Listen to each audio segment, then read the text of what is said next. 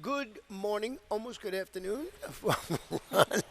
And Samantha, Brian is on assignment. He'll be back tomorrow. And, he's out there having some fun, but he always leaves us some tickets to look at. Fastmate track, firm turf course. Lots going on this week. Of course, Kentucky Derby week. Yeah, it's so exciting. It feels like last Kentucky Derby was like 2 seconds ago. It's so weird how quickly time flies, and the Gulfstream contingent is so strong there. Yeah, we got big chances for our horses to win the Kentucky Derby. Might have win, place, and show We could, if yeah. things turn out right. So it's going to be fun. Of course, we got great racing here all weekend. We got double stakes action on Saturday on Kentucky Derby Day, and lots leading up to that. And let's check out what's going on in the Rainbow Six, and we got something to tell you about that too.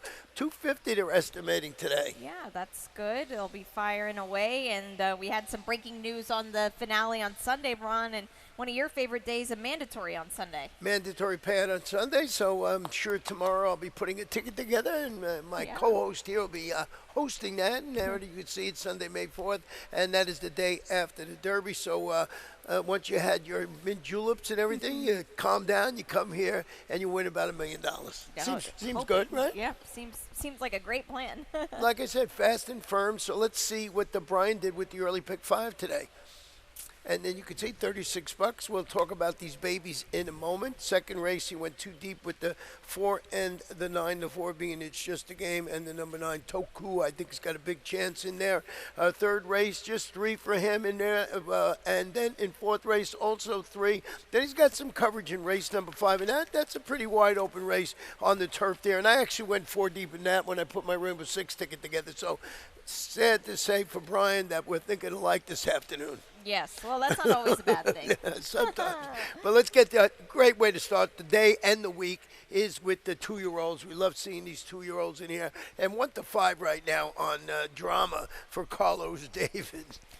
Well, this horse, she's got experience. She finished second behind not her stablemate, but the same ownership group of Mythical last time out with Arundel Homebred. And she just was clearly second best. I think she's going to need more distance, but today against this group, why not? Yeah, and we show you stat here with Carlos David. Does an excellent job here with his 2-year-olds. You can check it out. 2-year-olds second start, dirt sprints. He's 22%. Big sampling, so it's good to have that. 179, and MSCL Jaramillo will be in the saddle this afternoon. Yeah, a lot of good things pointing to a win for this horse. You know, they got to run him. do. You got to run him, so you get not automatic. So Mary Light and his horses, her 2-year-olds that she started, they haven't won, but they've all run exceptionally well. They're getting third, they're fourth, second. They've been right there, so that's what led me to this horse being a daughter of Chance. Yeah. Did you see the it? I did see the it. You're like, this is a weird stallion. Yes, name. it is. Chance It, yeah, the Florida stallion here, and his babies are 2-year-olds to hit the track this year. It'll be interesting to see what kind of comes of it. No winners yet, but I agree. In the baby races we had last week, she had a couple hit the board. So Yeah, Shooting Stars, the owner, they do a good job. They do, always yeah. have their horses ready to run in there. You can see we have the same exact try with the number 5.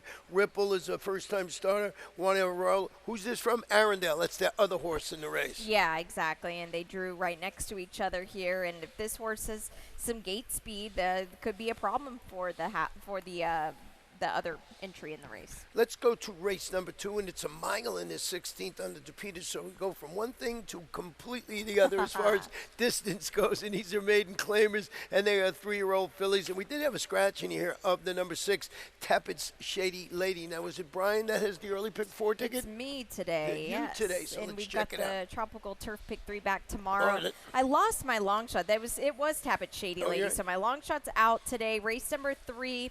I do have the 1 on top. That's Blue Spearman. Race number 4. I'm singling the 2 Paez. This is my best bet today. And then race number 5. That starts the late pick 5. I scratch into the 7 on top. Wanna Be Loved, a $12 play. Yeah, I always had that one on top. Okay, I think, good, so yeah. I think he's got a logical choice in there. Getting back to this second race in here, did you start? Well, we got a video. You want to show that first with Trumpetta and Grey Lark? Yeah, we can show that first because Trumpetta's is this is the April 11th race. So this is Trumpetta's last race. Now, Grey Lark, this is her last race as well. This was April 11th, and Trumpetta was just kind of dueling in a very deep group here. And what I found interesting with this race, Ron, is Trumpetta. She always gets herself in a good spot, but she just can't seem to see it through. Now, Gray Lark, I'm okay without this horse today. Yeah, so the number 3, Trumpetta, as you mentioned, you could see in Bridgefield. Here's the interesting thing. That was against older horses last time. Yes. Now back with straight 3-year-olds again. I was torn whether to put this one on the top, but it broke my heart last time out against the older horses. I thought he could win, so we'll see it is. I ended up going with the 9 in here, and that's Toku. I thought was the logical horse for me, at least on paper, with the stretch out from Mike Maker. Boy, this one, the breeding on the bottom side is really unbelievable. But yes. In for 12.5, so you get what you get with Paco Lopez in the saddle. Yeah, you'll probably get a short price, but I love the stretch out angle, like you said. Yeah. So, and you have the number 4 on top, which is Just a Game, which I think has a major player in this race. The blinkers go on today for the first time for this 3-year-old, and now she'll move into the Eniel Cordero barn that Brian Lynch left her behind. And he purchased this horse because now he's the owner of this horse as well. So as far as blinkers going on, we'll have to see. I like the distance of the 2 turns on the Tapeta here today. This horse just needs as much ground as she can get. Maybe this will be the ticket. Yeah, and that was a 25s. This is 12.5, so the drop, so he knows what he's got. He puts it in a logical place. I'm talking about Enel Cordero, so that is race number 2 this afternoon. Race number 3, now we're going to sprint at 6 furlongs on the main track, so we got a potpourri of different distances. And on our first 3 races, these are claimers and they're 3-year-olds or 4-year-olds and up, which have never won 3 in life. Scratch the number 7 horse in here, Fatouche. Oh, so nice. You went to the inside I with did. Blue Spearman. I'm not a huge fan of the inside post here, but what I like is this horse has never raced across the main track before, which is very interesting. Yeah, I wrote right on my thing, never dirt. Yeah, and never I know dirt. you like that angle, I know, in that particular race. Right. Well, I did go with the horse that you have in second on top, Otto, and we have a replay we want to show, and also a stat we're going to show you. This was Carlos Navarez. This is now the first off the claim for Carlos Narvaez, and what I like is coming off of a victory like this, Ron, you got to feel pretty confident coming into a race like this. Yeah, I mean, that's what, I was enamored with. And, you're getting Paco Lopez this afternoon. Edgar Zayas will be in Kentucky riding both Friday and Saturday. And I saw something, he was with Jockeys and Jeans or whatever that was over the weekend. Jocktails. Making some drinks. Yeah, so that was pretty good. There is the stat that you see first after the claim in the past couple of years. And, he's good. This is he's just starting out. That's why I do just 2 years. 23%, 58%, $1.75 is the return investment. Good. As I mentioned, Paco, very good in the particular race. Now, did you put that one on top? Oh, you had the other one, second, yeah. So I had Blue Spearman on top. Yeah, I think he's a logical one. I had it. And then you got the number 5 horse in here, and that's Akati King. And Akati King, it seems like I pick this horse at least once a week. This one, right? And he's with a different barn every time. Yeah, it's crazy. This horse just changes hands quite literally every single start since the end of October. So good on him. I mean, it's a good sign whenever barns are changing hands like that because usually they're a happy, healthy horse. But, hey, the last win was Safi. So. Yeah, but then you look, Victor Barboza Jr., this is his game. 30% is. first off the claim, so we'll see how that plays out. And we're going to see how the Rainbow Six plays out after we come back from a very short break. And they're off.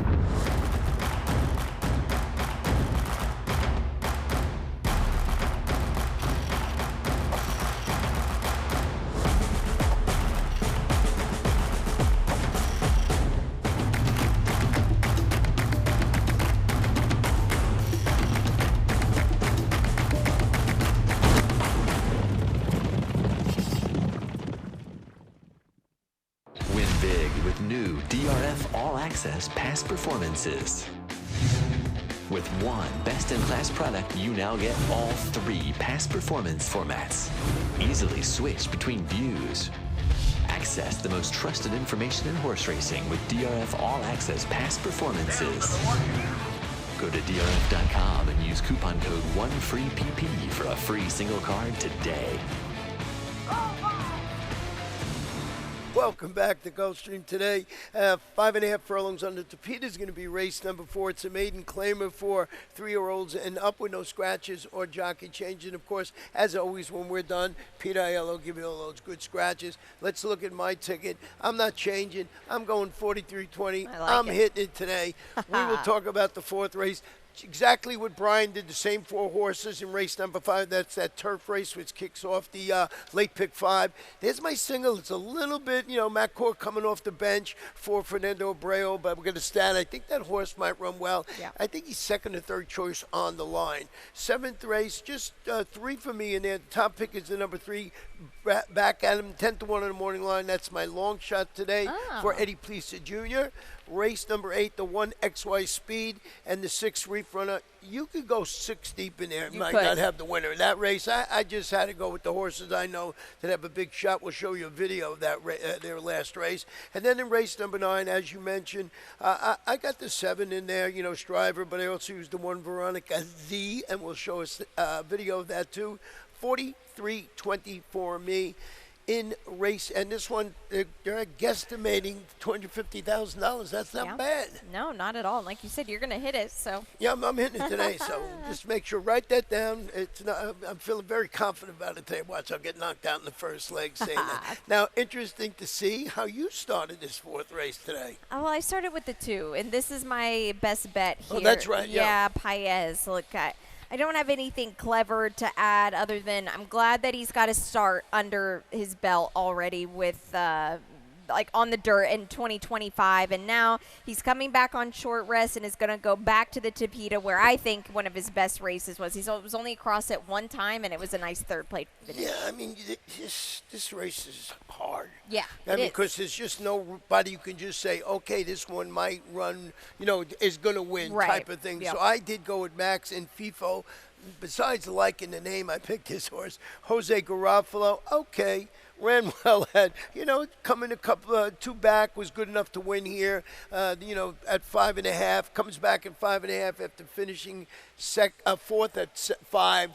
That was why I went there. But you can go with the 7. You can go like you did. And here's the horse that I wanted to put on the Rainbow 6, and I didn't. I seen Brian he made the morning line. That's Prince David in second for Fred Labo, excuse me. Well, this is, like you said with this race, it was hard to just single in on a horse, and I just did it with the 2 because I felt like there were so many different ways you could go, Ron.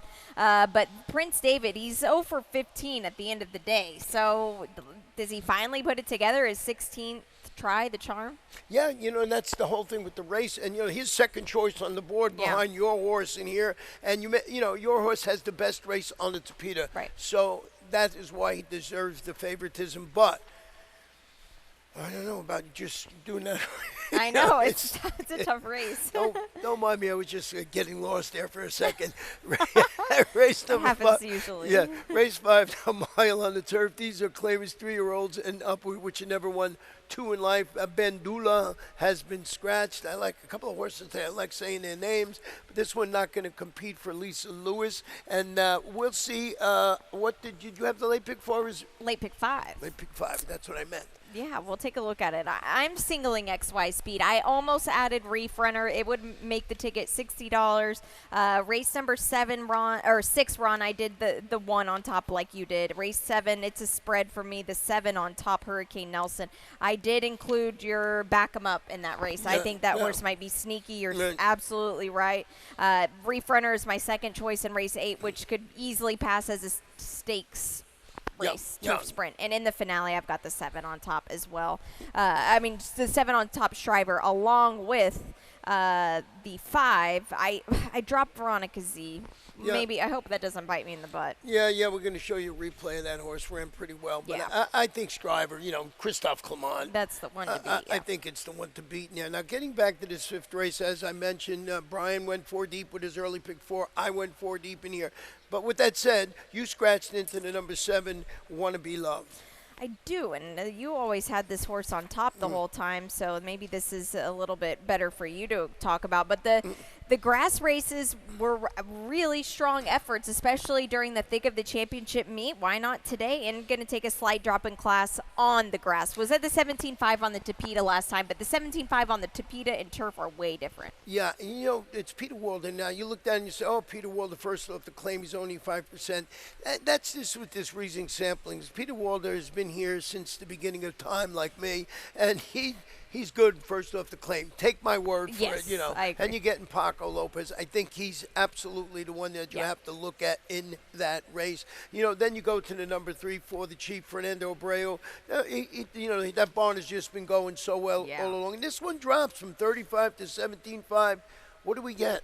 Hopefully a better effort here. Is the drop just what he needs to finally get the win here? It might be. It's a pretty significant drop in class. The 25,000 level on the turf was tough last time. The winner came back to win, Captain. So I think that kind of flatters the race a bit, but he still has to step up here. Yeah, 0 for 11 on the turf here, as far that's as the not a win good goes, sign. not a good sign. Yep. But, those races, 25s during the championship meet, even early on, are Tough. oodles better than this Yes. here. So, and then you got the number 5, and that is Two Monarch. Two Monarch is David Fawkes, and this one, is going to stretch out after sprinting on the Tapeta, both here in that turfway. And the lone grass race was at Churchill Downs in a very, very high-level maiden special weight race. Look at the purse that day, over 100,000. Woof. Yeah, and the horse showed good speed. That was in Brendan Walsh's barn, Yeah. I believe. So, that horse can definitely run well. So that's why you go 3 deep in that particular race.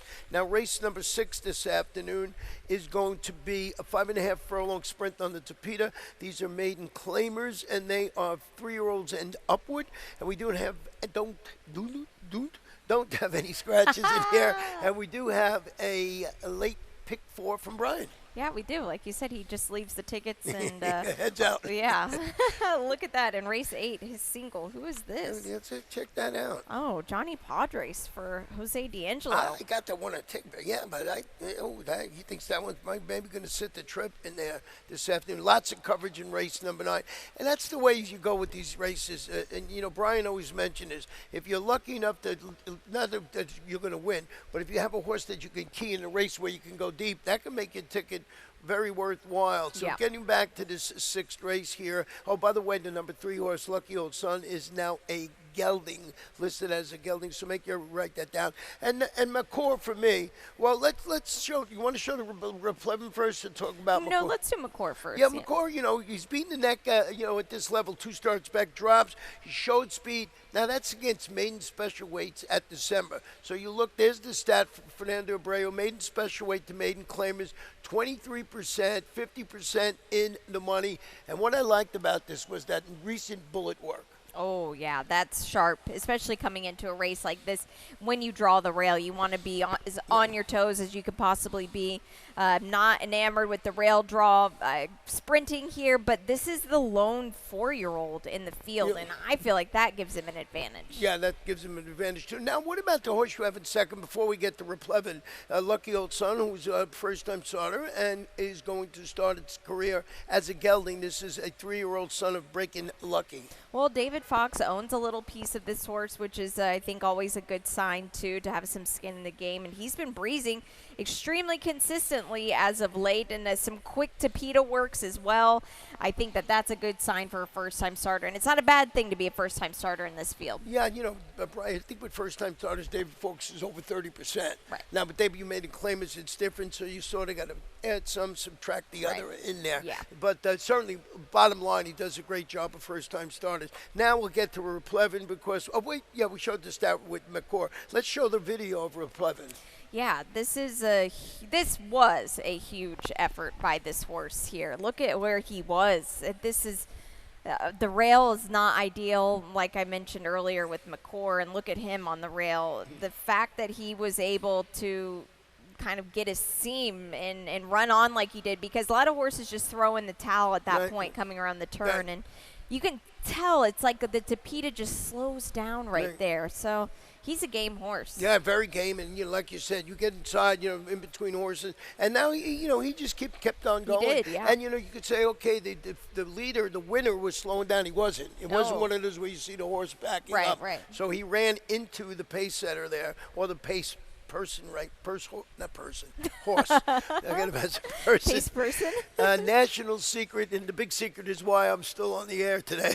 In this one, Mike Maker and drops from maiden special weight to 35. Huge drop, and he comes back as a gelding, and you're going to get weight off with Mika Husbands aboard. That's such a key thing in a race like this.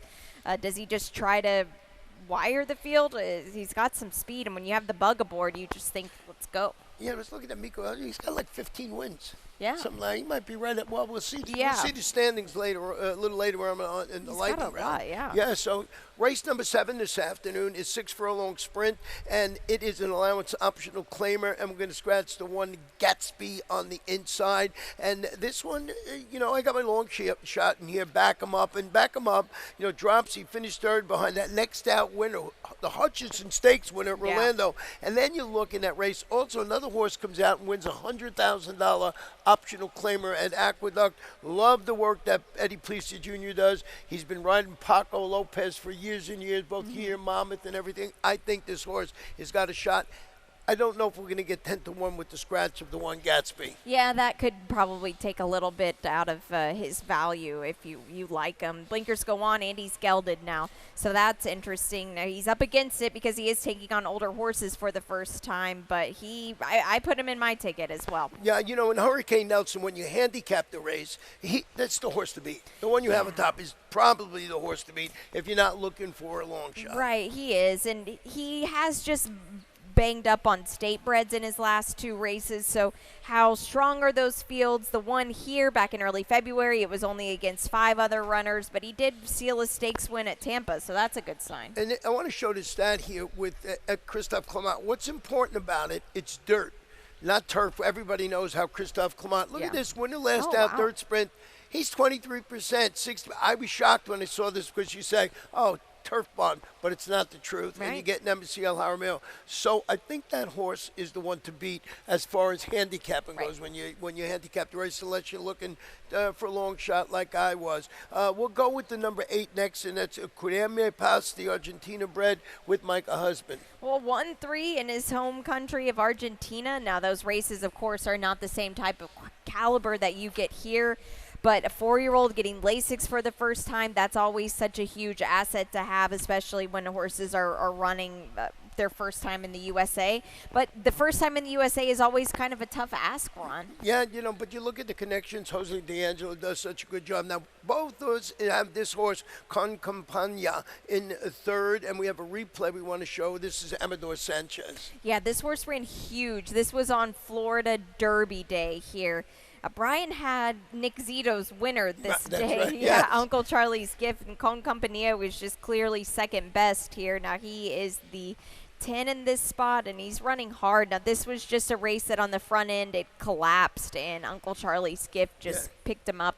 I thought Con Campania ran really well here. That was only his second start in the United States. You would think the third start's going to be even better. Yeah, and turning back to 3/4 of a mile, this, of course, is 7 furlongs. Yeah. So I think that will help. And you make a great point, because these horses that come from Chile or something, a lot of times they don't run well. And this one ran well in both its previous starts. And you can make a good case for that horse being right there. So that is race number 7. We'll flip the page and go to race number 8 this afternoon. 5 furlongs on the turf, scratch the 3, Biz, Buzz, and as Samantha said, this is an allowance optional claim. It's 5 on the grass, 4-year-olds and up.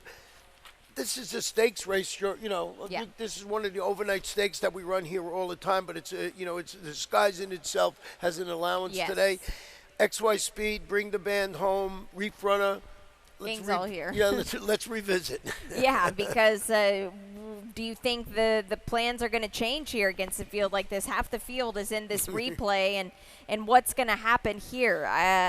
I felt like XY Speed maybe just kind of paid the price for such a big win 2 starts back. I mean, what do you think about him? Well, I wasn't enamored with him going into the race. He's sort of been also ran, or, he's been running well. He won 2 starts back, but I actually backed off him, and I thought he ran exceptionally well in this race for the reasons you just mentioned. Yeah. This was horsepower. I'm not 100%, but I'm almost 90% that he's going to run in a stakes race in New York on Saturday. I'm pretty positive going 6.5. That's a nice horse for Joe Orsino. I'm going with her. She knows all that Yeah, stuff. well, I don't know. But that was a really nice winner that day, and I thought XY Speed and Reef Runner, they ran really well. They just were beat by a better horse. Yeah, talking about Reef Runner, you saw that. What's wrong with it? A great race. David Forks, Joe Bravo. I thought that horse ran a winning race too. And it was just, 3 horses on the wire, which I know our buddy Brian doesn't like too much. Which is probably why he went with the 5. Yeah, he went with the 5, and that's Johnny Padres, and he likes to see where a horse has not come out of that race. And maybe this one sits the trip behind the speed. Now, it was a mile 70 yards on the Tapeta last time out. I think you put a line through that race. Yeah, you have to, because I don't think he wanted really any part of that. My problem with him, Ron, is you look at his races in Del Mar and Santa Anita with other connections. I am kind of crazy about playing Santa Anita. Exactly. I enjoy it. And these races, they were really not that strong. Even the stakes races, I know he is a stakes winner, but so are other horses in this field, and I feel like our competition's a little bit stronger. Yeah, Calbred, Exactly, yeah. Ran against Calbreds and actually didn't win over there. Johnny Padres, a great baseball player on the L.A. Dodgers. I almost said Brooklyn. They would have killed me. Ooh, Brooklyn yeah, Dodgers. That's.